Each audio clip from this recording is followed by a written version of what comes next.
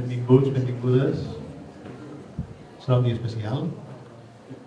I abans que res volia donar les gràcies al monestir de la Real i a la pare Bartomeu Gual per l'acolliment que ha fet en aquest acte. Som en un edifici singular i en un espai singular. En un edifici i un espai únics a Mallorca i que entronquen amb una personalitat tan important per a aquesta illa i per a la llengua catalana com és Ramon Llull. No hi ha cap altra raó per ser aquí que aquesta. Ramon Llull. I en aquesta primera edició, aquesta primera festa, aquesta primera gala de lliurament d'aquests premis de la nit de l'edició i la lectura, havien de venir.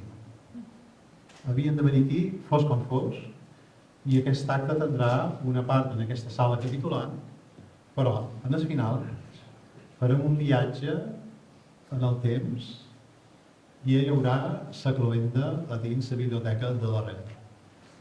Si aquest edifici i aquest claustre són singulars, la biblioteca és un regal a la cultura i és un regal a la humanitat i és que avui som aquí en un ambient proper, familiar gairebé, podran dir, jo veig aquella primera vegada en què els guardons se van lliurar a la Real i van viure uns moments molt especials a la seva meravellosa, extraordinària biblioteca. Vos donarà la benvinguda ara a Josep Ramon Gual, prior de la Real, va ser prior del Santuari de Lluc, amb el culte, va publicar a l'editorial Molla en el seu dia i té una obra intel·lectual extraordinària. Pep Ramon Gual, per favor.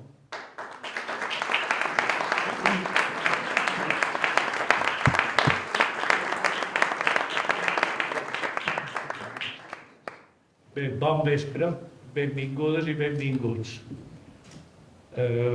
Després d'aquesta pandèmia, aquí a la Real moltes de visites i actes un poc sonats no en tenim, però aquest d'avui crec que és prou important i de molt de relleu. Antoni m'ha dit que havia de fer una miqueta de presentació i en primer lloc hem de saber que no la Real. Tothom ho coneixen els reis, però per molt de campament que fes el rei en Jaume per aquí, perquè això està a la meitat més o menys de la volta de la via de cintura, diríem, de Palma, i d'aquí, quan jo era jove, veiem els vaixells i, per suposat, veiem la seu.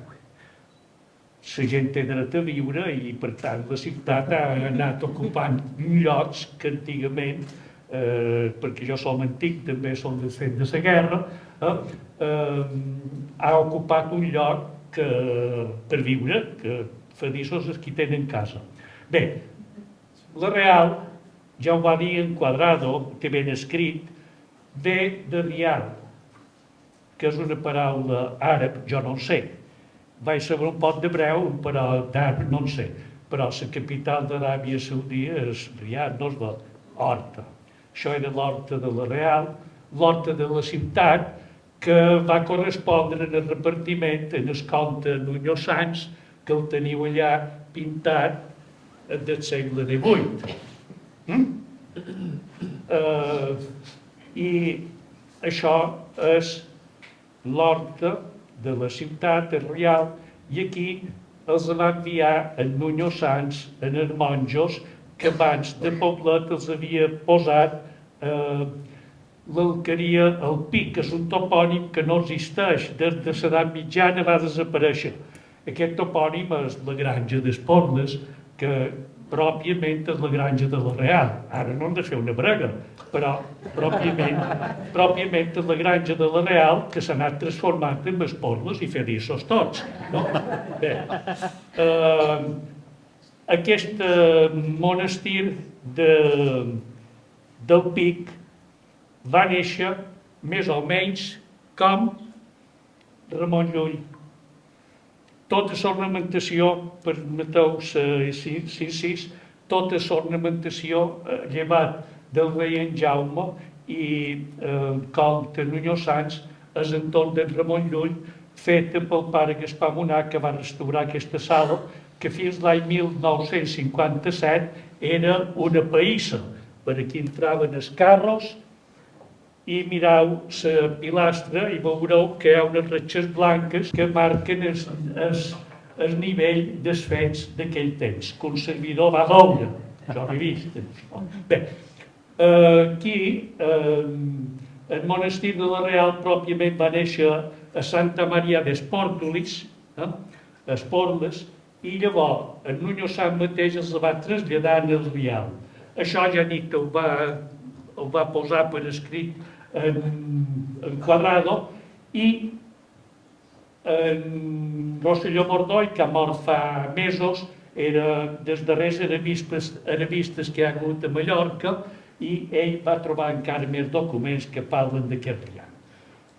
En Ramon Llull va néixer més o menys els mateixos temps que van anar al Pic, és a dir, 1232, més o manco, 3, etc.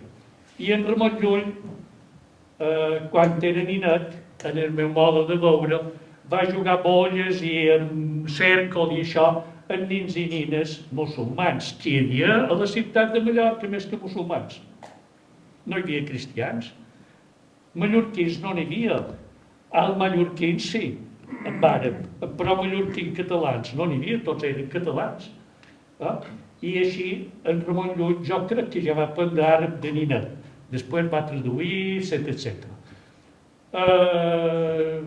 De més, quan tenia 30 i alguns anys, va venir aquí al Manco una vegada a Costa, la vida coetània, i va escriure un llibre de Santa Maria que no és el principal de Santa Maria. I llavors va escriure una de les seves arts aquí. Una altra vegada va tornar i ja us hem parlat de la biblioteca, i aquesta biblioteca no és dels monjos, no té res a veure. Aquesta biblioteca dels monjos, l'any 1836, l'estat liberal, destructor a Mallorca de patrimoni com ningú, perquè no han tingut guerres, gràcies a Déu, però els liberals aquí han estat una autèntica pesta cultural. Els liberals doctrinaris. Els liberals d'idees de llibertat jo ho vull ser, però són dues coses molt diferents. Els polítics nefastíssims per la cultura de Mallorca i de molts d'altres llocs. Bé, va desaparèixer la biblioteca i l'arxiu està en l'Archivo Nacional, en la secció Clero. Jo vaig consultar qualque vegada. Ara, si som la mateixa nació, bastaria dur-los aquí en els llibres. Però això no ho faran. Bé, lo important és que en Ramon Llull va tornar i per l'abril de l'any 1313 va fer testament, una de les vegades que va tornar abans de morir. I va fer testament i va fer 3 caramulls. Un caramull de llibres per la cartoixa de Vauvert, que està dins del Gran París. Un altre caramull per Parsifal de Gènova, ja que a Gènova ell va tenir una gran depressió, les senyores d'allà que l'ajudaven l'animaren molt, i en Parsifal li ajudava pels viatges que havia de fer, que per en Llull eren essencial, perquè ell o era missioner o si no, no s'entén res. Bé, i va fer un caramull per ell. I el tercer caramull el va fer pel monestir de la Real. I els va deixar en llibres Cofrem meum librorum in domo Petri de Miniato, de Santo Miniato, de Sentmenat, en Pere de Sentmenat. I aquest testament, els que han estat els meus formadors i professors pels anys 50 i 60, aquests, quan eren joves, en el pare Monà, que era el rector i el seu superior i formador, van llegir el testament i van dir, pare Monà, i on són els llibres d'en Ramon Llull que diuen el testament? I pensar, els liberals, si és que duraven, ja els havien llevat. I a partir d'això va començar la biblioteca de la Real. Per tant, aquí a Rollol del Dià fins i tot per una cosa moderna com és la biblioteca que data de l'any 1830, que hi podrem anar, la gent la compara com en el món de la rosa, etc. Jo no sé si és això o no és, però la comparen i va bé. Aquesta biblioteca està en el vostre servei, està informatitzat tota la planta baixa, hi ha la sala de més 50.000 volums, etc. I a la casa en devem tenir encaixonats i aquí dalt uns 150.000 en total, dic jo. Bé, per tant, aquí tenim aquest referent d'en Ramon Llull que ens interessa conservar. I si mireu aquest quadre, aquest d'aquí és una còpia de l'abat Pasqual que en el segle XVIII va estudiar a la Universitat de Mallorca, va estudiar a Madrid i va anar a Alemanya per treballar un temps amb el Salsinger. En Salsinger va fer l'edició de les obres llatines. I com que aquí som bastant de catalans, per lo que jo he pogut veure, vos vull dir que molts de llibres que tenien els catalans d'en Ramon Llull en el segle XVIII són a Karlsruhe o a l'Staatsbibliothek de Múnich, que jo he visitat amb el gran amic Pere Arnau, que ha editat moltes de coses d'en Ramon Llull. Perquè van enviar no sé quantes de caixes de llibres en Salsinger, però sense bitllet de tornada. Com abans, un segle abans, de Mallorca, per la causa de canonització, els havien enviat a Roma, van enviar 7 caixes de llibres a Roma i són a la Vaticana i a l'Ambrosiana de Milà. I per tant, aquí a Mallorca i a Catalunya falten molt de llibres antics de Ramon Llull perquè els correus només funcionaven de partida però no mai de tornada. Bé, dit això, jo ja he dit massa coses i agraïm molt que hagin triat Antoni i altres persones per lectura, però vamos, Antoni ha triat aquest lloc significatiu per Mallorca, per la nostra cultura catalana, per la nostra cultura de projecció cristiana, sigui o no creient una persona, però la projecció cultural crec que no li podem renunciar, ni negociar, ni discutir, perquè si no mos desnaturalitzar. Moltes de gràcies i estic a la vostra disposició per qualque coseta petita. Algú m'ha dit que després si obriria l'església, jo dono la clau i ara la missa és una altra banda i jo l'he hagut de tractar amb un company de comunitat del Congo que dirà missa aquí dalt perquè jo havia d'estar amb altres. Gràcies i fins a la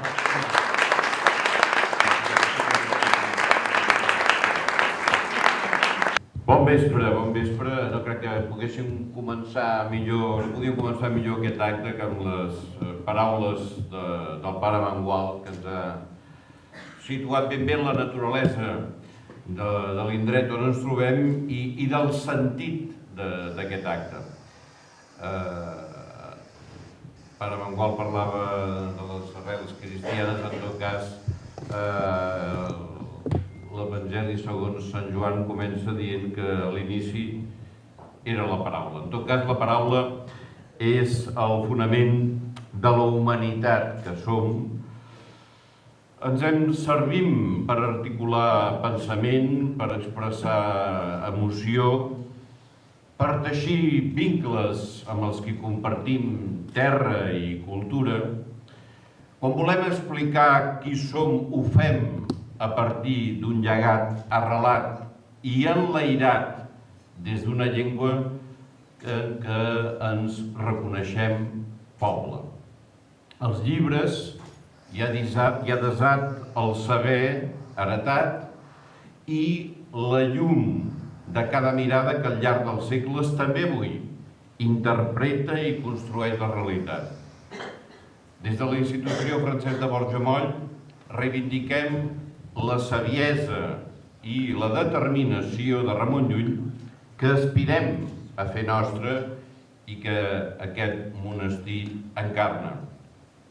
I som conscients de la seva contribució decisiva en el procés de fer del català una llengua dotada dels recursos per transmetre tota mena de coneixements. Proclamem, a més, la vigència de dues personalitats gegantines també, fecundes i formidables, Antoni Maria Alcover i Francesc de Borja Moll, autors d'una obra que manté plenament la seva vigència i que són a l'origen d'un projecte editorial ara renovat que ha fet i aspira a fer una aportació essencial a la nostra societat. Res d'això hauria estat possible sense l'existència del llibre, un invent tan antic com prodigiós, com ens deia Jorge Luis Borges, sense el qual no sabríem concebre el present ni imaginar el futur. Des de la nova editorial Moll estimem els llibres i sabem prou bé l'esforç que hi ha darrere d'escriure'ls i d'editar-los. Però cap llibre no compleix el seu destí sense arribar a les mans d'algú que en pugui gaudir. D'aquí la decisió d'establir uns premis que reconeguin la labor preciosa dels qui acosten els llibres al seu públic i en fomenten la lectura, des dels traductors que ens permeten d'accedir a la producció cultural en altres llengües, quin gran regal, els periodistes que posen en relleu el valor de les obres editades, o els llibreters, les llibreteres i bibliotecaris que duen a terme una tasca admirable d'acompanyament, d'orientació, de recomanació. Aquests són uns premis d'esperit lul·lià que neixen des de la gratitud i el reconeixement cap a figures clau en la vida dels llibres, columna primordial de la cultura que plasma al capdavall la nostra manera d'entendre el món. Moltes gràcies.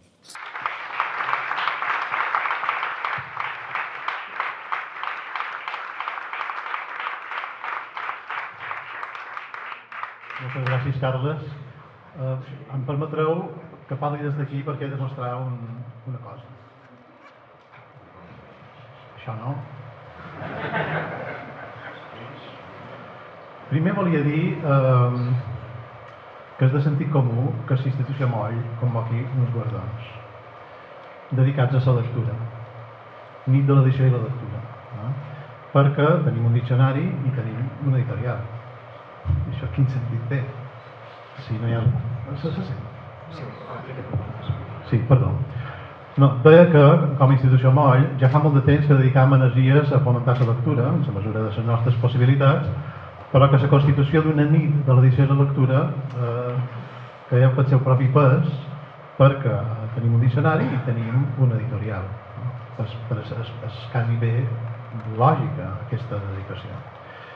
La nit de l'edició i la lectura vol posar en valor el paper de l'editor, perquè és el que genera l'inici de la cadena del llibre i és el que inverteix, és el que fa costat a l'autor, parteix d'un pacte amb l'autor i a partir d'aquí comença la cadena del llibre.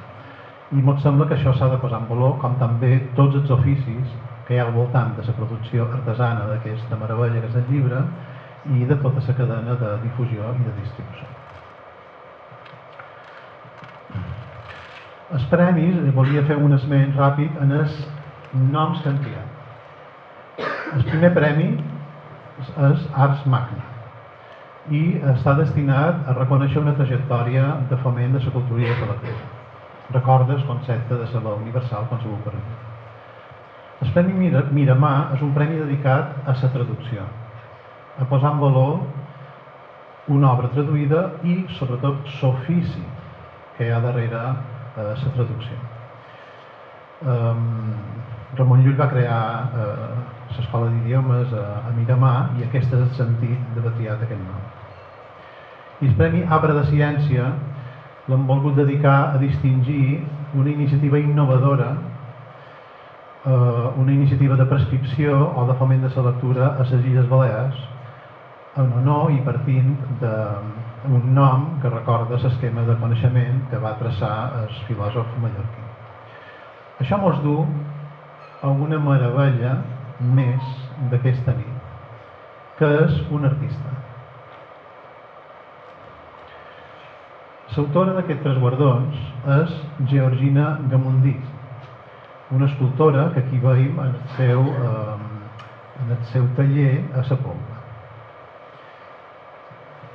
El procés d'elaboració d'aquests guardons va començar amb un encàrrec i li varen dir: mira, els guardons els veiem o bé amb una escultura que representi la màquina de pensar, la combinatòria lul·liana, o bé els arbres de coneixement. I ella de manera decidida va optar molt poc temps després per els arbres de coneixement. Aquí teniu, ella anar fent proves, ella treballa en dibuix i en paper i en molts altres materials, i aquí teniu una imatge del taller en què anava elaborant. Avui no pot ser aquí perquè està fora de Mallorca. Com veus, cada capa està treballada artesanalment, les làmines, el relleu, i aquí tenim el resultat final, que són els tres guardons que podeu observar allà, i jo crec que encara que sigui a distància, i ja que el seu padrí de fons escolta tot el que deim d'ella, demanaria un fortíssim aplaudiment perquè és una cosa extraordinària.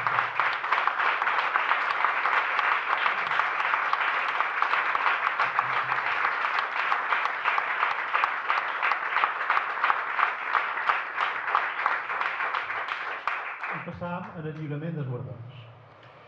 El primer premi, ara passaré ja, és que necessitava pitjar.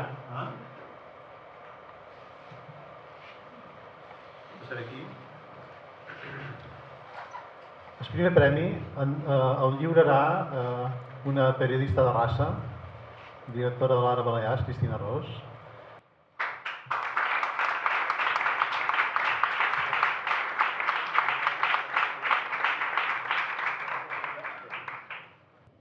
El primer premi Ars Magna de Foment de la Cultura i la Lectura, que recorda el concepte de saber universal concebut per Ramon Llull, correspon al periodista Xavier Grasset.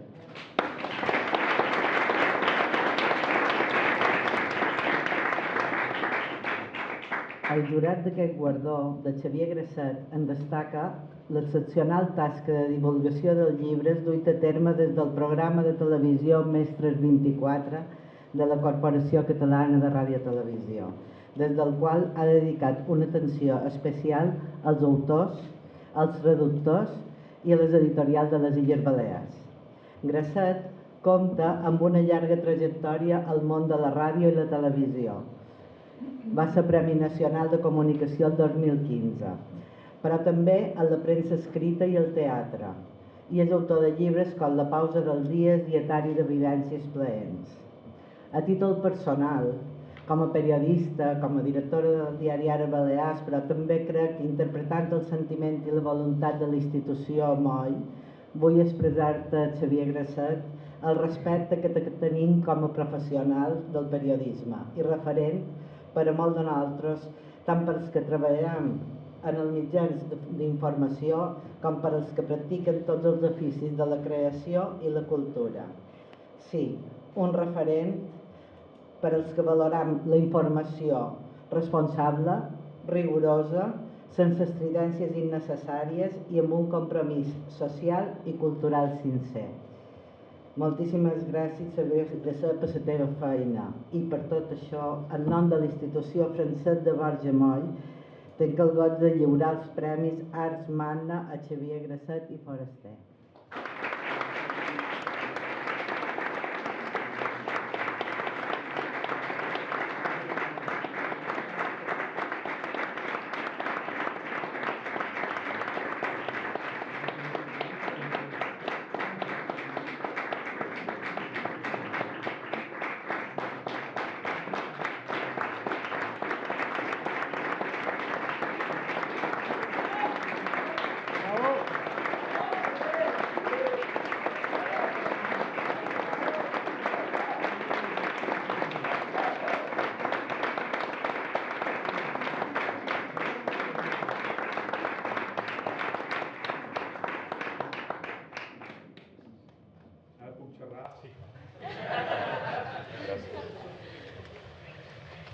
Doncs moltíssimes gràcies, amics i amigues, membres de la Institució Francesc de Borja de Moll.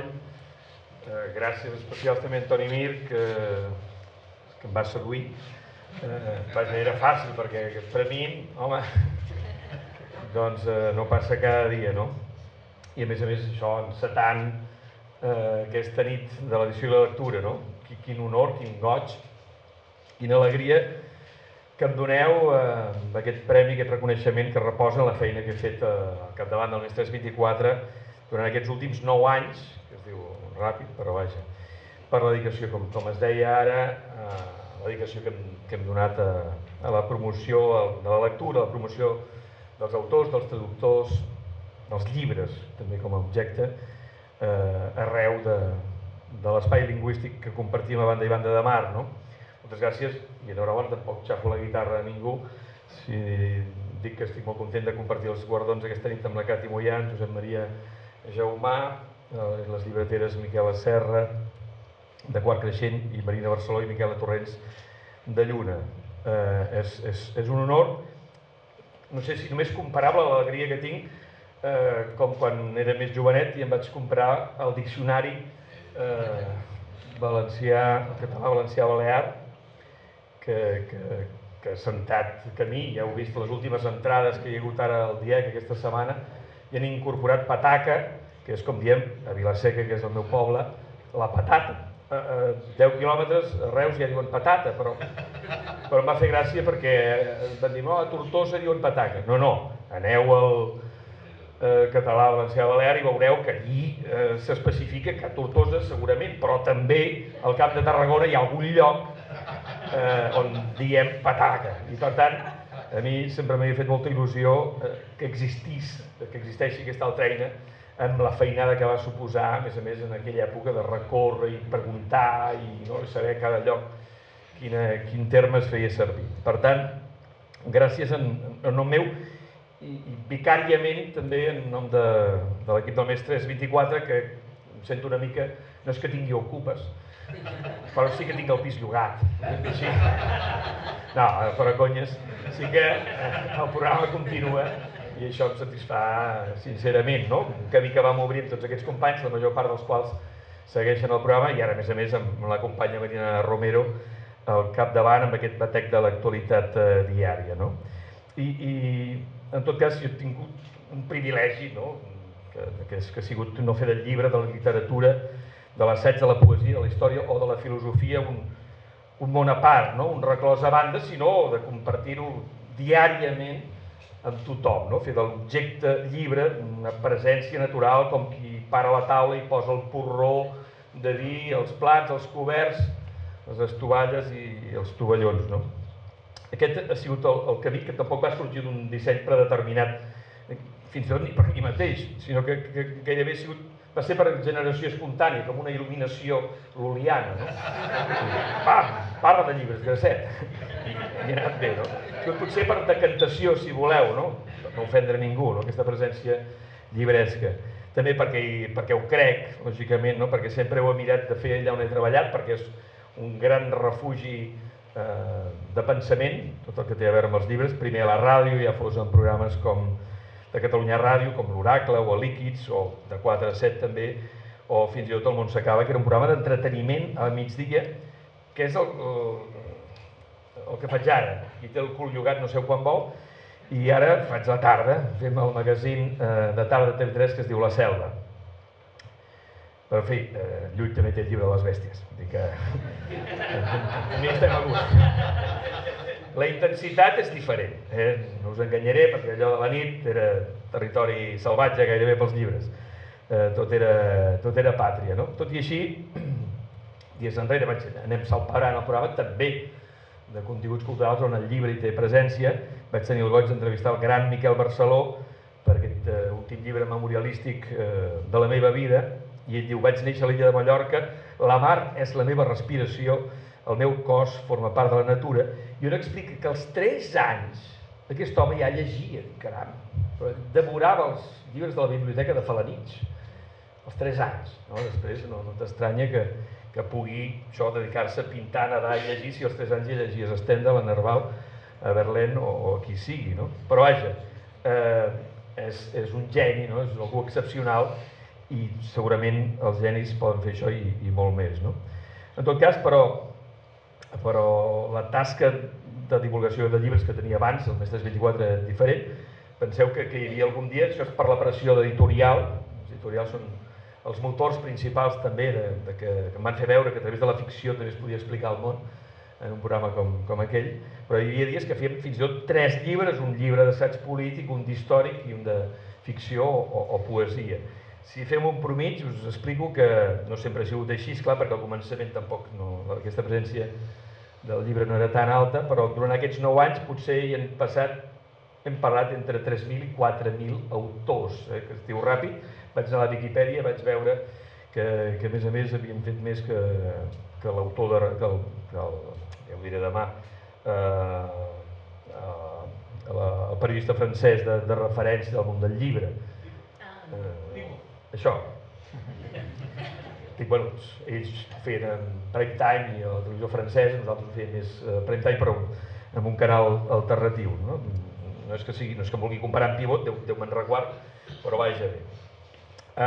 Insisteixo, em dic que no era un programa de llibres, sinó que era un programa amb llibres. Aquest Mestres 24 és un programa, per un passat, no és un programa d'idees, de pensament, de debat polític, i aquestes idees, fins i tot el debat polític, acostumen a néixer de la mà d'algú que les ha sistematitzat en un llibre.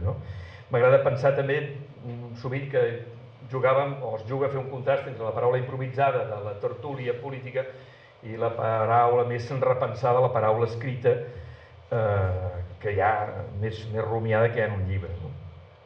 Això ha sigut la meva experiència d'aquests últims 9 anys i hem pogut dur fins i tot també autors internacionals com Paul Auster o premis Nobel com en Pamuk, o fins i tot una noia sud-coreana que es diu Han Kang, que aquest any li han donat el Premi Nobel i clar, és que si n'entrevistes a 4.000 per força algun li acaben donant, no? I en aquell moment encara no el tenia, però ara sí. Jo hem dut també traductors com en Josep Maria Jaumà, amb la seva obra completa de Yeats, i lògicament també autors balears de cada una de totes les illes, perquè la vostra força editorial, lògicament, de bona feina, mereix la mateixa divulgació que es faci al Principat, al País Valencià, a la Catalunya Nord, a Andorra, a la Franja o a l'Alguer, a tot arreu allà on es parla o s'escrigui en català. Més encara en temps foscos com aquests que de nou ens torna a tocar viure, on ja sigui a vegades per errors les votacions, la gent s'equivoca votant, no sé què passa, no estan per la... Bueno, potser sí que estan per la feina, la seva. Ja sigui a vegades també com una mena d'autoodi absurd, més propi d'una mentalitat colonitzada, ja sigui per un canvi sociològic que fa que de sobte no tinguem prou metges, sanitaris, mestres, no cal dir jutges, que no és que no coneguin la nostra llengua, sinó que a més es facin gairebé militància de no voler-la parlar, ni estudiar.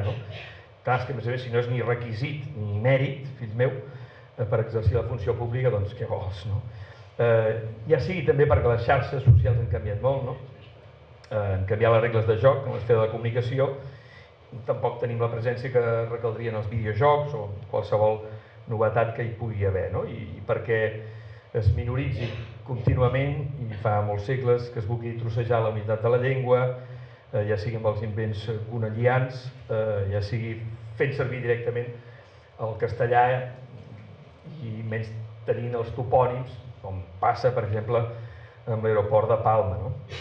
Jo que vaig estudiar a la Universitat Laboral de Tarragona, no cal dir que això era... Allà rebatejaven els noms de les escoles, n'hi havia una que es deia Raimundo Lulio. Raimundo Lulio? I deu ser aquest senyor. No fos cas que haguessin posat Ramon Llull i algú li hagués agafat un atac de cor, i que no se'l poguessin apropiar, com també s'ha intentat fer amb Tirante el Blanco i aquestes coses que ja coneixeu. Però vaja, som aquí, en aquest monestir de la Real, que sembla ser que en origen venia del Cister, no dic si hi ha aquí el senyor Mangual, pare Mangual, si vaig errat, lligat estretament al monestir de Poblet, Conca de Barberà. La família de la meva mare venien de l'Espluga de Francolí, Conca de Barberà, i allà reposen les despulles del rei Jaume I, al monestir de Poblet. És veritat que hi ha 2 cranis, no se sap quin és, perquè amb això de la desamortització, fill meu, allà va ser com un desastre, i al final allà hi ha 2 caps, no? Tants caps, tants barrets, no. Hi ha 2 caps, però els barrets no. I li volia preguntar, pare Bengual, és Sant Bernat Calbó? Sí, aquesta estàtua de Sant Bernat la van fer per l'església. Ah. L'escultor se'l va, un servidor va conèixer encara. No, només li explico, perquè Sant Bernat Calbó va néixer al meu poble. El 1229 va arribar amb el rei Jaume I a la conquesta de Mallorca, com els pares de Ramon Llull, després que sortissin de les platges de Salou, són les nostres platges, no? I quan viren los de Tarragona, com diu si ets el rei Jaume I i t'has la crònica tu, et deixes de conya, no?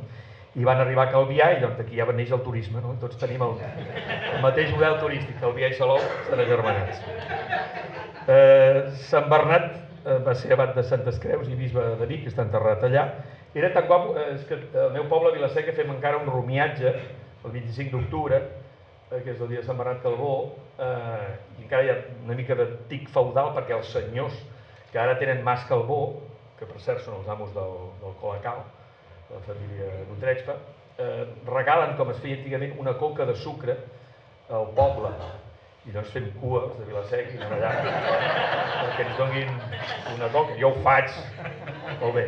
La imatge que tenim allà surt tot desentegat i colpejat, perquè es veu que era tan guapo que per no generar tentacions, doncs ell mateix es lesionava. Veig que aquí això era quan encara no ho havia fet, cosa que s'agraeix per no provocar tentacions.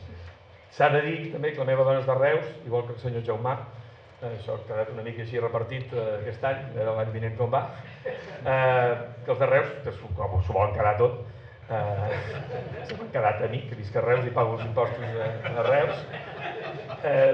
En aquella època no hi havia termes municipals i per tant jo dic que va néixer al meu poble perquè a Vila-seca hi ha un clau on Sant Bernat Calbó penjava el seu macuto, la seva bossa i hi havia un pou on va fer pujar una sandàlia que havia caigut a baix, devia entrar l'aigua que va pujar, però a Reus també hi ha la parròquia de Sant Bernat Calbó i també se'l senten com a seu de tan bon home que era, no?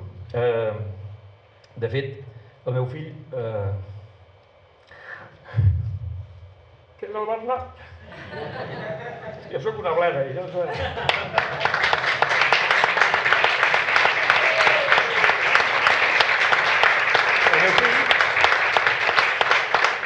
El meu fill es diu Bernat, en honor a Sant Bernat Calbó. La meva filla es diu Anna, en honor a sa mare, que es diu Anna Maria. També tingut. I aquest premi també és seu, també és vostre. Però clar, tants llibres, aquests 4.000 llibres, totes aquestes hores de lectura, llibres amunt i avall, a la casa plena de llibres, pensat fent una donació aquí. Ells estaran molt contents, jo no, però ells sí. Totes les nits, tots aquests 9 anys dedicats a aquesta tasca, doncs també els hi dec amb ells. L'eivissenc Antoni Marí és dels que defensa la teoria que els llibres et venen a buscar. És una idea molt bonica, molt maca. I el seu, un llibre seu, llibre d'absències, a mi em ve a buscar sovint, i allí recull com a vida coetània Ramon Llull exposa l'accés sobtat a la saviesa com reverent mestre pujant una muntanya anomenada Randa, que us he de dir, i em va pregar durant 8 dies fins que la il·luminació divina el va fer orientar sobre forma i ordre sobre com havia d'escriure aquí on som ara. Aquest monestir de la Real, els llibres contra els errors dels fidels, l'art major i l'art general. Escriu Marí que el doctor il·luminat va veure a Randa no pas el contingut del seu pensament, sinó l'estructura combinatòria del llenguatge. A Randa va descobrir l'aplicació a l'art de trobar la veritat, cosa que fem els periodistes i encara no ens en sortim. Li va ser revelat la lletra de l'ars magna, el suport material del seu discurs en l'estructura simbòlica del seu llenguatge, que és la semblança de Déu. I va representar els atributs de Déu, com les 9 dignitats: B, de bondat; C, grandesa; D, eternitat; E, potència; F, saviesa; G, voluntat; H, virtut; I, veritat; K, glòria. I en les combinacions de les lletres de contraris i subcontraris, Llull serà el primer de voler crear una màquina de pensar capaç de generar una ciència universal de tots els sabers.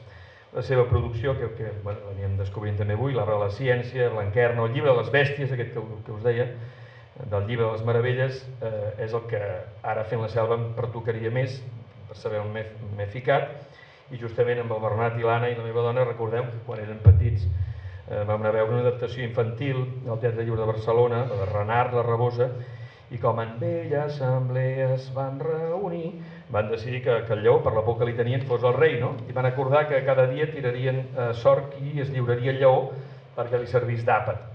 El dia que li va tocar la llebre, aquesta va arribar tard i es va excusar dient que prop hi havia un altre lleó que assegurava que el rei era ell. El lleó enfurit va anar a trobar-lo, la llebre l'havia conduït cap a una bassa i el lleó, en acostar-s'hi a l'aigua, va veure's reflectit en la superfície, va saltar dins per barallar-se amb l'altre lleó, que era la seva imatge, i va acabar ofegat. Necessitem més basses, perquè això era tot un símbol comparat amb la política i amb els reis.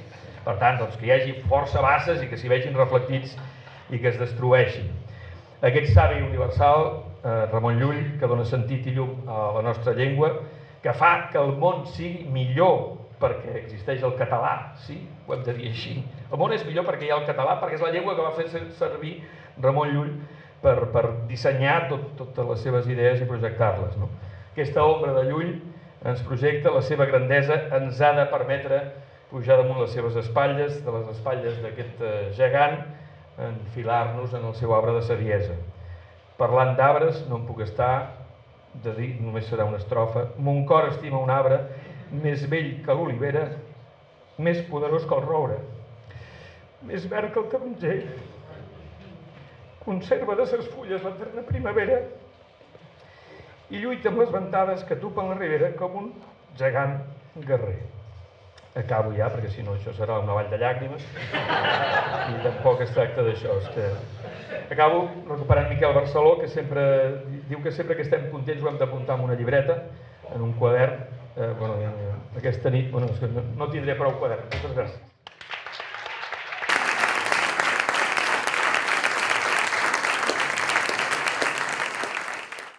El pròxim guardó, el Premi Miramar, dedicat a la traducció, el lliurarà un escriptor i traductor, Miquel Àngel Lleuger.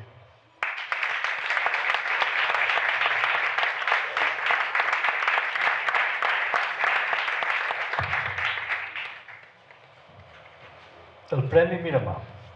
En referència a l'escola d'aprenentatge d'idiomes que va crear Ramon Llull al monestir del mateix nom, neix amb l'objectiu de posar en valor la traducció i l'ofici de traductor. En aquesta primera edició, el guardó recau en Josep Maria Jaumà i Mustet, doctor en filologia anglesa i traductor, professor, assagista, crític i autor teatral. Ha traduït autors com T.S. Eliot, Thomas Hardy, Vladimir Nabokov, Robert Frost o William Butler Yeats i Robert Graves. Una de les seves tasques més recents ha estat revisar l'edició bilingüe de 160 poemes que integren l'antologia poètica de Robert Graves, El país que he escollit, que ara ha reeditat nova editorial Moll, que era un llibre introbable des de fa anys.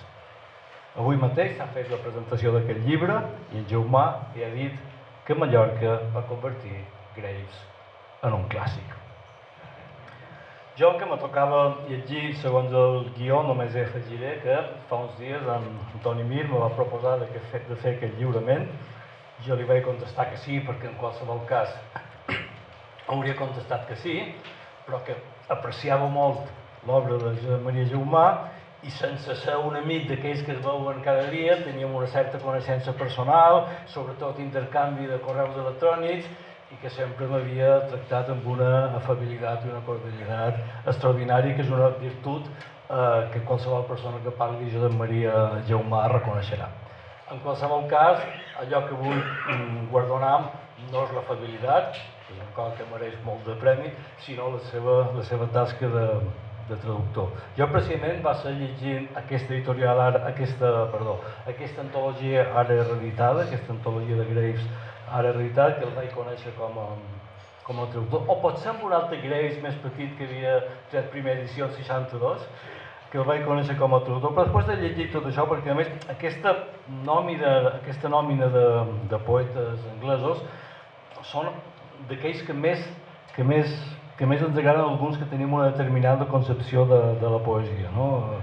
Hardy, Frost, Yeats, Graves, aquells que cita Ferratens en el seu famós epíleg. I he de dir que sempre he trobat que reuneix les qualitats que ha de tenir un traductor, coneix l'idioma original, òbviament, i coneix l'idioma d'arribada. Que un traductor sovint s'ha dit que ha de conèixer sobretot l'idioma d'arribada, però en qualsevol cas els ha de conèixer tots dos, i és el seu cas.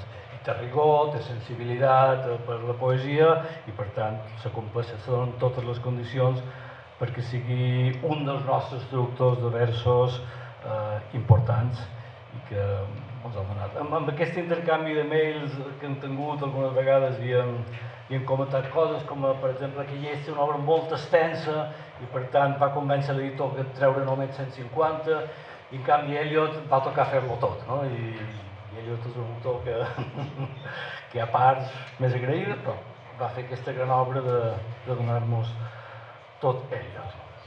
Per tot això, en nom de la institució Francesc de Borja Moll, tinc el goig de lliurar el Premi Miramar a Josep Maria Jaumà i Musté.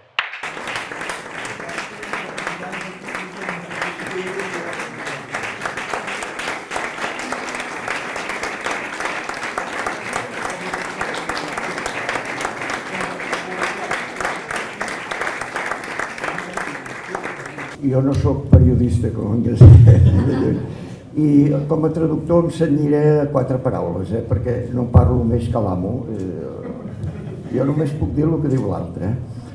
Esclar, aquest guardó és tan important que em deixa, a més, sense paraules, que a l'ombra de Llull i del senyor Moll i aquest matí que amb el Robert Graves, qui sóc jo? M'haurien de buscar amb una lupa, no? Per saber, i aquest Jaumà qui és, que surt d'aquí.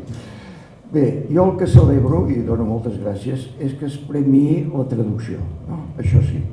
La traducció, no a mi, sinó al traductor. El traductor és indispensable. Nosaltres no seríem qui som si no estiguéssim acompanyats del que són els grans autors francesos, anglesos, alemanys, etc. Si diguéssim, no, el nostre i prou, bueno, seríem una desgràcia, una misèria. De manera que em sento com una formigueta al costat d'aquests gegants, però l'ofici de traductor és molt noble, em sembla a mi, perquè és un ofici humil, precisament. Jo el vaig triar. El vaig triar per altres raons, ja les he explicat aquest matí, perquè em van fer professor a la universitat, jo em sentia una mica superat per això de ser professor de la universitat. I dic, mira, en lloc de fer contínuament, que és el que fan els pobres professors universitaris, contínuament estudiant i per fer els assajos, que vés a saber qui se'ls llegirà, doncs mira, jo dic, jo això no ho faré. Jo el que ensenyo després ho traduiré perquè sigui útil a la meva cultura i amb això és el que he fet durant 40 anys i em sembla que ja he complert. És un art artesanal, em sembla a mi, així com el poeta és un artista, això no hi ha dubte, com un arquitecte és un artista.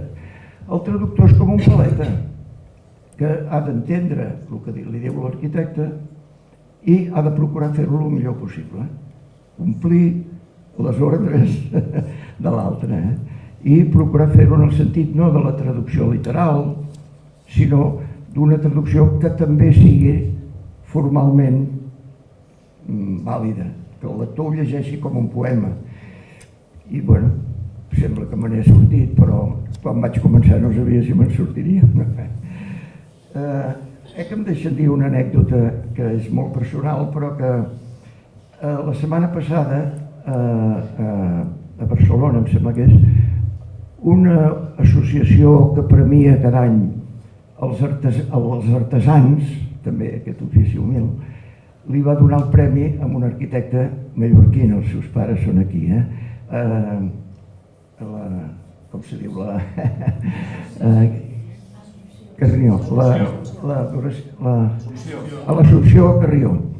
I ara vostès em donen, els mallorquins em donen un premi a un artesà català, no? Ens creuem, va ser la setmana passada i ara. Jo, no sé, per acabar, per no ser tan breu en comparació amb el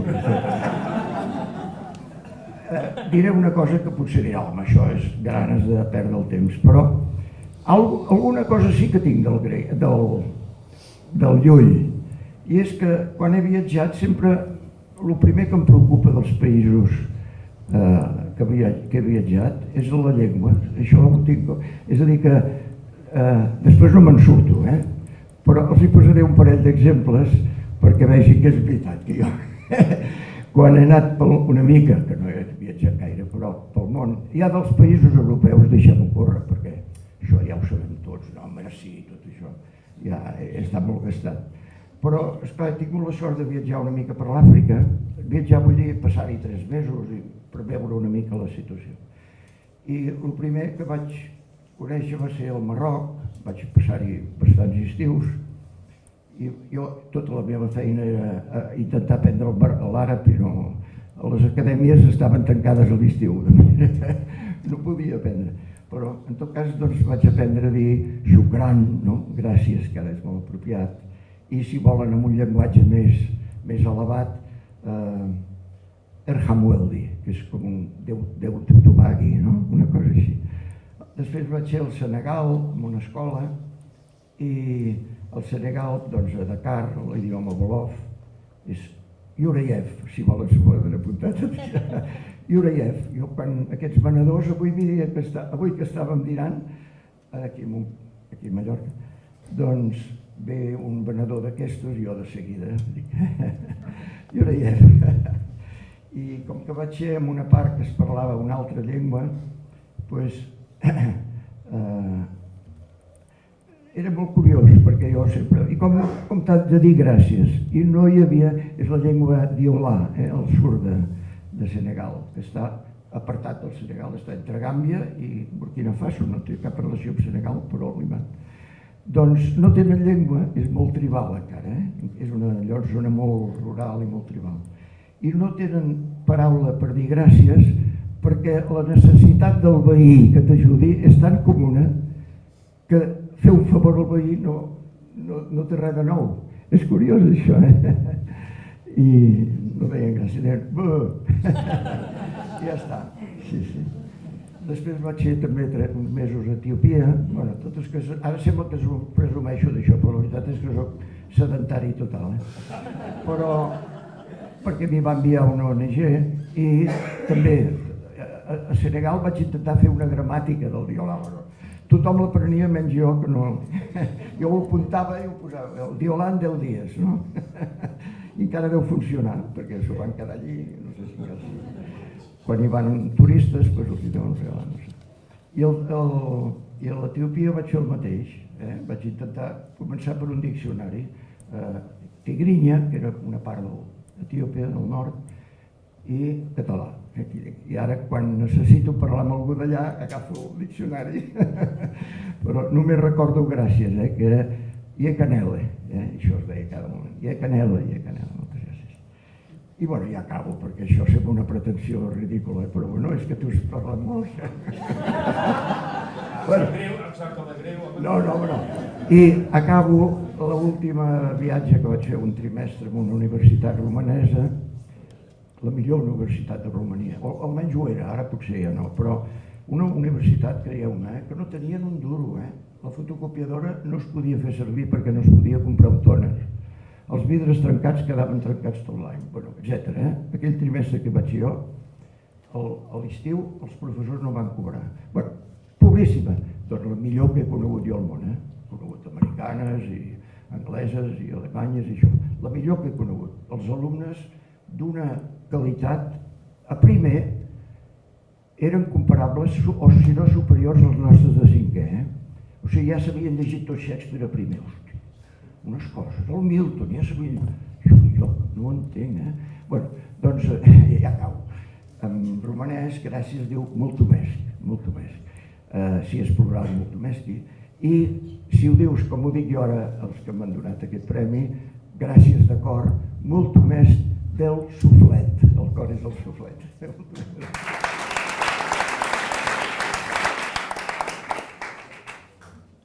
I ara demana Miquel Raió, no te veia, com t'has posat un pan més enrere, per deferència als premiats. Miquel Raió lliurarà el Premi Arbre de Ciència.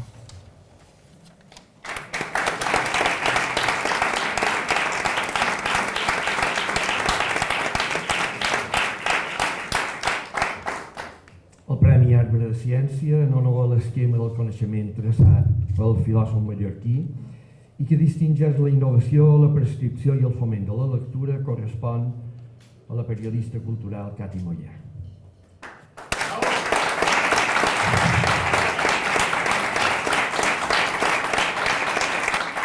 Una persona que ha entès com arribar a les generacions d'avui mitjançant els canals que la societat digital ens posa a l'abast.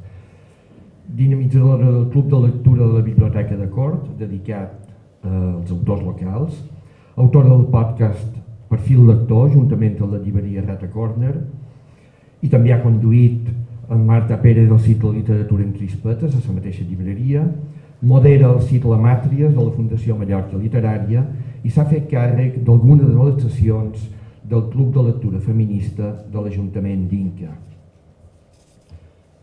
Com a autor, soc pedant, som a Can Ramon Llull i hem de parlar de Ramon Llull. Soc pedagog i un dels llibres que he intentat llegir de la difícil literatura d'en Ramon Llull és la Doctrina Pueril. En el capítol dedicat a les 7 arts, a un epígraf que titula De gramàtica, lògica i retòrica, en Ramon Llull deia: retòrica és parlar bellament e ordenada, per la qual són agradablement oïdes paraules. I deia també que temps, loc, veritat, estament, quantitat de temps convinent, necessitat i altres coses semblants a aquestes se covenen amb retòrica. I finalment aconsellava: si tu, fill, vols parlar per retòrica, totes aquestes coses damunt dites convé que concors en les paraules per tal que sies agradable a les gens, i naturalment Llull afegia, a Déu. La Cati Moller, a més de posar en el seu treball de difusió de la lectura i del llibre temps, com deia Ramon Llull, lloc, veritat, maneres de fer, durada convenient, necessitat, etc., aporta a qui l'escolta, en presència, en les zones de ràdio o en l'espai virtual, el seu permanent i savi bon humor i la complicitat espontània i sincera que estableix sempre amb els seus convidats. I per tot això, en nom de la institució francesa de Bargemont, tinc el goig de lliurar el Premi Arbre de Ciència, Cati Moller.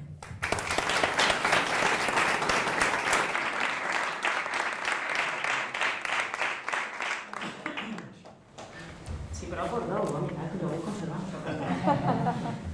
Bé, bon vespre a tots. Moltes gràcies per estar aquí. És molt difícil dir res ara, després d'aquestes paraules d'en Miquel, i després d'en Grasset, que ha començat molt bé doncs, i en Josep Maria Jaumada, que ell se sent com una formigueta entre gegants, com no m'he de sentir jo, en premi en Xavier Grasset i Josep Maria Jaumà, a les Miqueles i Ana Maria, amb en Ramon Llull, amb en Francesc de Borgemont aquí. Estic molt contenta, és una alegria sense límits i un agraïment sense precedents que sent, i primer ho he de dir gràcies a la institució Francesc de Borgemont, evidentment per aquest guardó, però també per aquesta iniciativa, per aquesta nit, per aquesta festa que feia d'avui de llibres, que és una festa preciosa i que m'ha set molt honorada de formar-ne part per primera vegada. Jo aquests dies he estat pensant molt també que podia dir realment sobre el fet de llegir, sobre la lectura, perquè més rep un premi per fer les dues coses que més m'agraden del món, que són llegir i xerrar, o sigui que intentar i demà que sigui així. Pensava que puc dir jo sobre llegir. L'única cosa que estic segura i convençuda que puc dir, i que puc dir en totes les lletres, és que a mi llegir sempre m'ha beneficiat. Només m'ha donat coses bones. No tinc cap cosa negativa, cap record.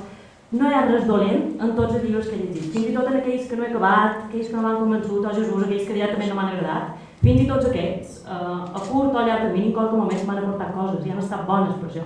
I han estat útils, i han estat productius. I abans que deia en Xavier Grasset, no, aquest temps foscos en el que vivim, tant de parlar d'ambients tòxics i nocius i totes aquestes coses, ens hem de parlar fort en aquestes poquetes coses de la vida que només ens generen beneficis i que no són tantes i llegir una d'elles. Jo rep avui aquest premi pel foment de la lectura i me permetreu que agraeixi primer de tot a les persones que per mi en el meu voltant han fet més pel foment de la lectura. Mon pare i mon mare, que han tingut sempre i tenen encara ara el comodín plan de llibres.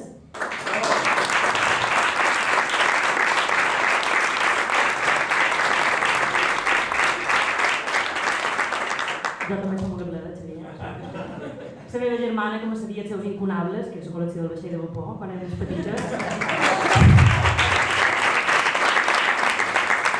En Xisco Nadal, que és la persona que millors entrevistes fa a escriptors de Balears, i no toca mig Xavier Grasset aquí davant, no puc dir que sigui el millor del món, per respecte al mestre, diguem de Balears, diguem així, i una llarga llista de persones que més he compartit jo, amistat, confiança, intimitat, han compartit lectura, na Maria i na Joana, que són aquí, però na Cati, na Noelia, na Marina, na Helena, na Xavi, una llarga llista de gent, i dues persones més que han fet molt per foment les lectures, la meva filla Bàrbara, que només 3 anys, ha fomentat que jo torni a la ronda de mallorquines, i ha fet que nostre molt sapiguen de memòria, si després tenim una estona per la poder reproduir, en Joanet i 7 missatges, perquè quan passen per el torrent de la Bàrbara ha festa grossa que nostra, perquè allò és el meu nom i una rondada, i finalment la meva parella Catalina, que també ha acceptat, com la parella d'en Xavier, que nostra estigui plena de llibres que mai tindré temps per llegir, però que a més sé que m'encoratjaria a tenir temps per llegir-los.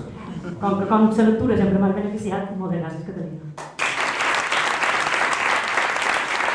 I ja per acabar m'agradaria molt agrair sobretot a tota la gent que organitza i sobretot a la gent que participa a totes aquestes iniciatives, activitats literàries, presentacions, converses literàries, clubs de lectura, la gent que, en Miquel i Neri, que van apostar pel podcast de Perfil Lector, i tota la gent que ha passat, entre ells la Clara Fiol, que després l'escoltarem i que el seu podcast va molt bé, per cert. Just ahir teníem la darrera sessió d'aquest curs del Club de Lectura de la Biblioteca de Cor i uns dels participants van ser poquets, però ahir som una trentena, vam enviar el mesquí i van fer festa grossa. Ahir eren poquets, però n'hi va haver una que va dir que ella ja era a casa seva, en pijamada, estava a punt en el sofà mirant la televisió perquè se l'havia oblidat que tenia sessió.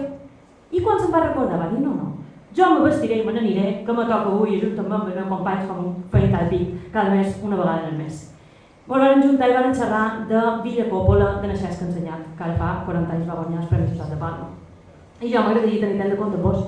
De coses que van sortir, el Quixot i tot va sortir en aquella conversa que van tenir entre tots, eren moltes participants, persones que no coneixien Naixesc Ensenyat, que no havien llegit Villa Coppola i que jo sé, cert i segur, que la seguiran llegint i que seguiran conversant i que molt seguiran trobant. Per tant, m'agradaria acabar aquest agraïment encoratjant-vos i animant-vos a participar d'aquestes presentacions, d'aquestes trobades literàries, a escoltar podcasts literaris, si és Perfil Lector, que és Spotify molt millor, que els oients sempre són benvinguts, anant a la biblioteca del vostre barri, a veure quines activitats tenen, i si tenen un grup de lectura, proveu-ho, seguiu-vos amb ells, conversau, obriu-vos, perquè vos deia abans que jo estic molt convençuda que llegir a mi només m'ha beneficiat, i ho he fet individualment, però que estic encara més segura que llegir en conjunt amb altra gent, llegir plegats, molt beneficia col·lectivament, molt ajuda a fer comunitat.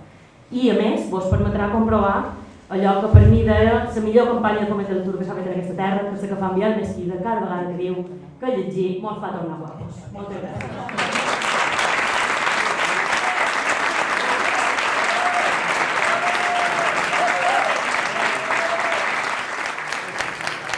I ara venen els reconeixements de mèrits a 3 persones que han estat més de 30 anys a una llibreria fent passar a la gent gust per llegir, recomanant lectures, dinamitzant la vida cultural d'aquestes illes. Els diplomes diuen això: nit de l'edició i la lectura, reconeixement de mèrits a Maria Barceló Morell per la seva dedicació durant més de 35 anys a l'ofici de llibretera.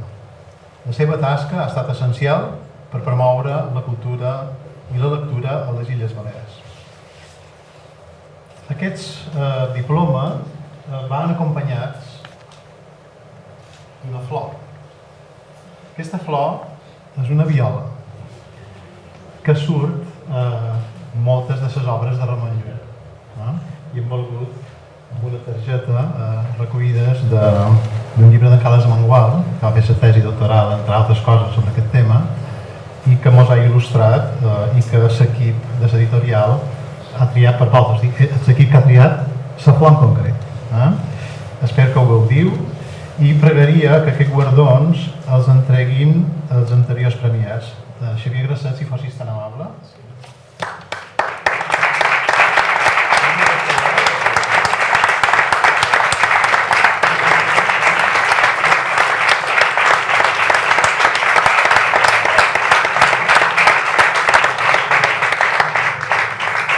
Bé, després d'aquestes persones tan grans que han xerrat, a les meves amigues llibreteres m'han dit que digui dues paraules.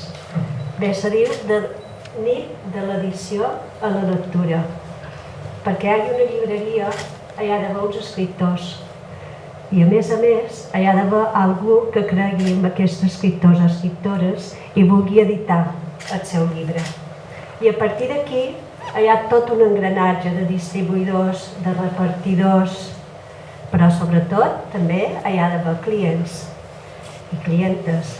I tant de la llibreria Quart Naixent com a la nostra llibreria Lluna han tingut el gran honor de tenir clients i clientes que han estat amigues, que han estat amics i que han cregut en nosaltres. I que gràcies a ells i a elles les llibreries han crescut i s'han fet grans.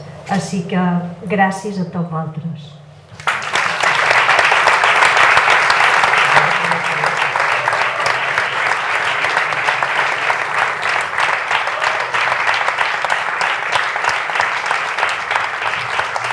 Reconeixement de mèrits a Miquela Torrents Riutor, també de la mateixa llibreria, els mateixos 65 anys. Elles dues van crear una de les llibreries de referència d'aquesta ciutat.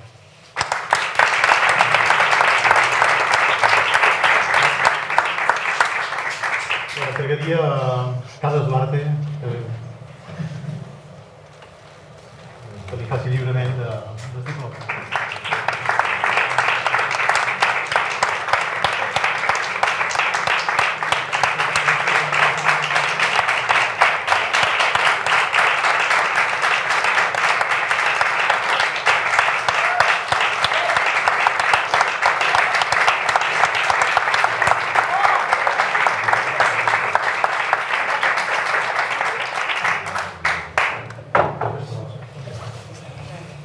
No, ja està, perquè crec que no m'hauria de la nostra representant.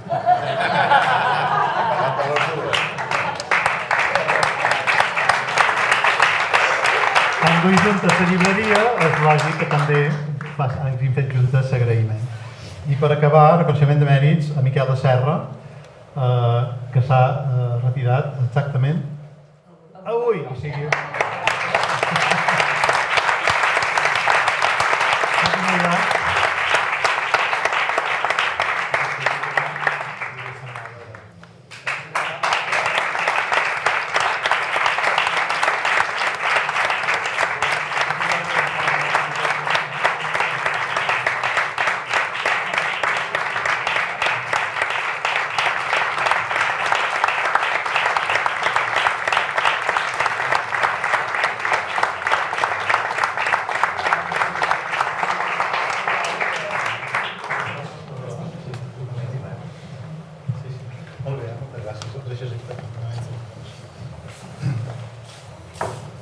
els guardons queden aquí perquè ara anirem, com he dit abans, a la biblioteca. Però abans queda un darrer ingredient.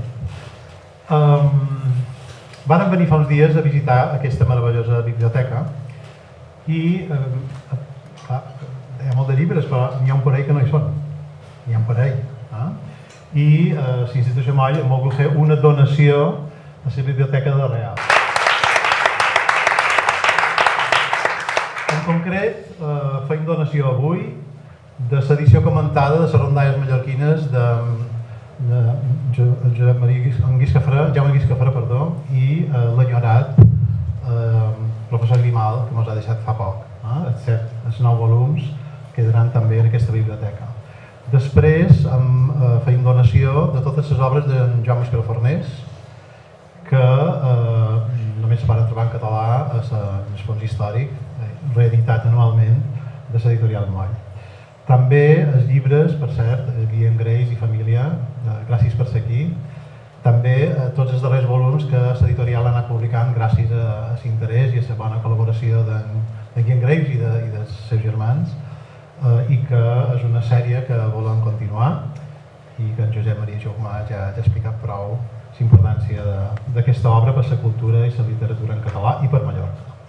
I finalment, les obres completes d'Antoni Maria Alcabé i de Francesc de Borja Moll, que tenen aquí un lloc idoni per estar consultats i exposats. I demanaria només breument a Ana Maria Pilar que pogués fer una petita referència en aquestes obres abans de passar a la biblioteca. Ella és la directora de les obres completes de Moll i de l'Alcover i a més és la directora del projecte de nova digitalització del Diccionari Català Valencià Balear i de totes les fonts del diccionari. Bon vespre. Per a la institució Francesc de Borja Moll és un honor i un plaer fer donació de les obres completes al monestir de la Real d'Antoni Maria Alcover i de Francesc de Borja Moll. Fins ara s'han publicat 13 volums de la línia Alcover que abracen dietaris de viatge, un dietari personal, un volum sobre la seva obra ideològica, el primer Congrés Internacional de la Llengua Catalana que ell va organitzar el 1906, estudis dialectals, els manifests, 2 volums de l'obra biogràfica, l'obra del diccionari català-valencià-balear i ressenyes de llibres i revistes. Encara en falten 6 volums, aproximadament, per tancar la seva obra. De Francesc de Borja Moll se n'han publicat 9, que comprenen la seva obra autobiogràfica, molt interessant, i també la biografia que va fer d'Alcover. Estudis dialectals i nomàstics, estudis ortogràfics, gramaticals, estudis sobre la literatura, sobre el lèxic, sobre la segona època del butlletí del Diccionari de la Llengua Catalana i descobertes dels fascicles del Diccionari Català-Valencià-Balear i, darrerament, sobre l'obra lexicogràfica, una de les seves obres lexicogràfiques, a més del Diccionari Català-Valencià-Balear, que és el vocabulari mallorquí i castellà, amb referència a les paraules típiques de Menorca i Eivissa. I també un conjunt important de recensions. I encara d'aquesta línia calculem que en queden 3 de volums. Per tant, la totalitat seran una trentena aproximadament de volums de totes aquestes 2 línies que representaran moltes nits de lectura, moltes nits i molts dies de lectura.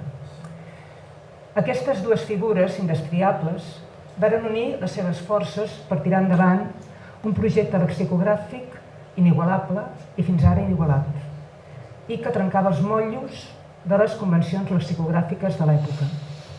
És cert que tenien diferències de moltes menes, caracterials, de formació, etc., però compartien diverses facetes, el gust per la història, per la llengua, per la filologia, pel folklore, per la història. I en l'obra de tots 2 trobem referències lul·lianes. D'una banda, Alcover fou l'impulsor i va presidir la comissió editora lul·liana que es va crear l'any 1904 i tenia el projecte de continuar l'obra iniciada per Jeroni Rosselló, l'objectiu del qual era publicar les obres originals de Ramon Llull. I en aquesta obra van participar personatges egregis tan importants com Mateu Obrador i Salvador Galmés. I Alcover, a més, que el coneixem per haver demanat a Madrid fons per publicar el Diccionari Català-Valencià-Balear, justament en aquesta època també es va estrenar. I tenim cartes adreçades a Maura demanant ajut per publicar aquesta obra tan important de Ramon Llull. A més, també entre la seva obra biogràfica trobem una petita vida sobre l'obra i la vida de Ramon Llull, amb la qual cosa tenim aquesta aproximació tant des de la banda i des de la línia Alcover. Moll, per la seva banda, va redactar un bon nombre d'estudis sobre l'obra de Llull, de manera que es nota que és un gran lul·lista i que estan recollits precisament en un volum anomenat Estudis lul·lístics i medievals. Hi ha estudis sobre els llatinismes de la lògica nova, o sobre la vida coetània, o sobre l'arbre exemplifical, o l'opuscle de Ramon Llull sobre el pecat d'Adam. És realment un lul·lista consumat. A més, el Diccionari Català-Valencià-Balear conté un bon nombre de termes relacionats amb la filosofia, amb la lògica, amb la teologia, que provenen de l'obra de Llull. I un projecte immediat, un de tants que tenim, és precisament editar un diccionari de termes lul·lians, extret del Diccionari Català-Valencià-Balear. Ramon Llull, l'Ofoll, foll d'amor, potser va inocular a Alcover i a Moll la seva follia, que els va dur a tots a complir grans projectes. Alcover i Moll, folls d'amor per la llengua, pels mots, van reeixir, com va dir Aina Moll, a publicar el Diccionari Català-Valencià-Balear perquè no sabien que era impossible. Moltes gràcies.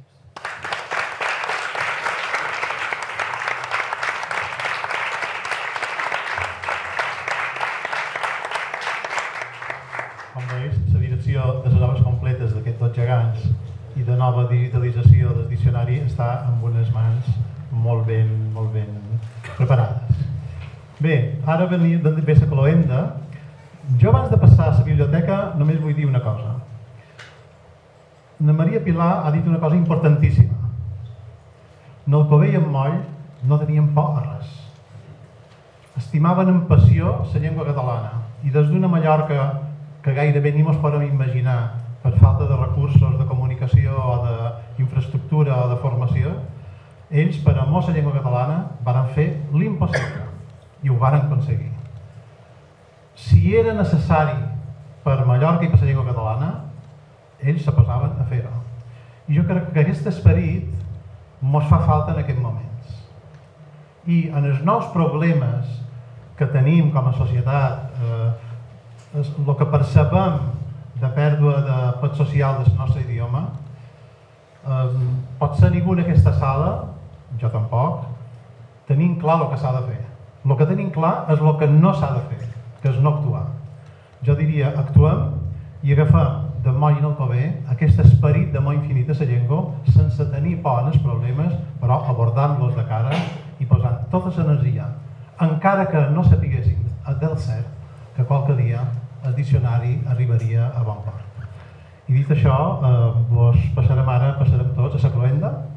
La Clara Fiol és una artista, música, compositora, intèrpret, que li agrada dir que el seu art relaciona la música atàvica de la nostra illa amb la modernitat, rellegint passat i construint el present musical i el futur.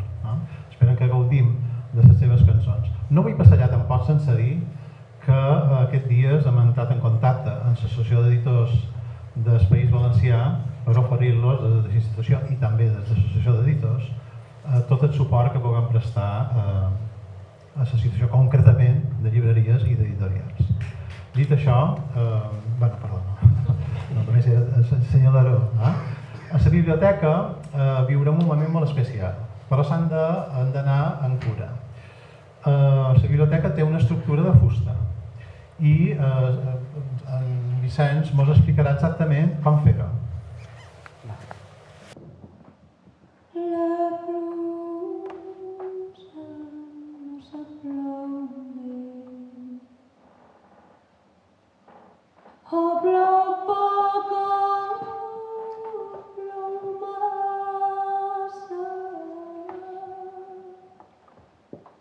Si plou poc és la sequera, si plou massa és un desastre. Ai, no vos demanem, ai,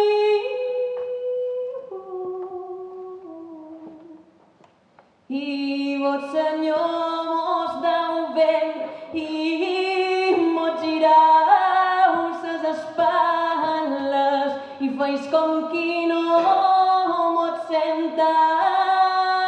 Ai, no vos demanem, ai,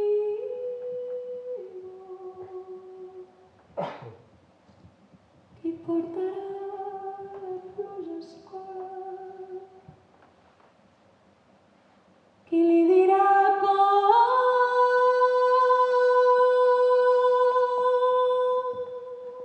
s'ha de ploure? Al meu país la pluja no sap ploure.